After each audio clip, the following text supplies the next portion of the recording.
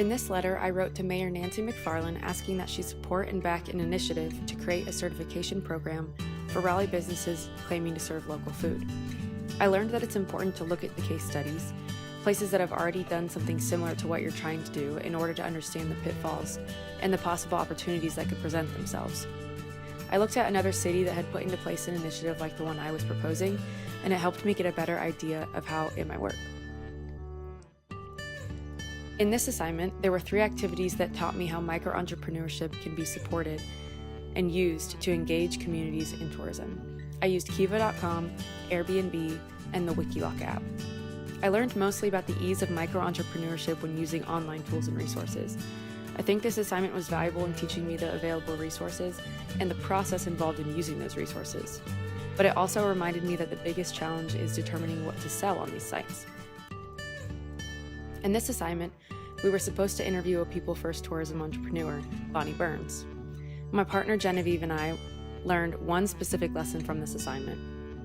We had a very hard time meeting up with our entrepreneur, and eventually we were unable to meet with her.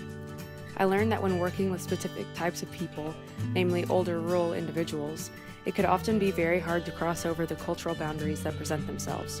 Because of this, it takes an extra effort from our end to create this time and encourage the interviewee to make time for us. By doing both of these chapter reviews, I learned a lot. Reading Half the Sky, I learned about social injustices, about sex slavery, and about prostitution. I learned how these things are affecting the social and economic health of the areas plagued by them. In the Coachella Chronicles, I learned the most about the importance of social capital. It's important to have good connections with people for yourself and for them. From both of these books, I learned the importance of interviews and first-hand accounts. Those will always be more valuable than any speculation or assumptions. In Half the Sky, the first-hand accounts were some of the most informative parts, and they were the most moving. In the Coachella Chronicles, I saw how important it was to collect research from people directly.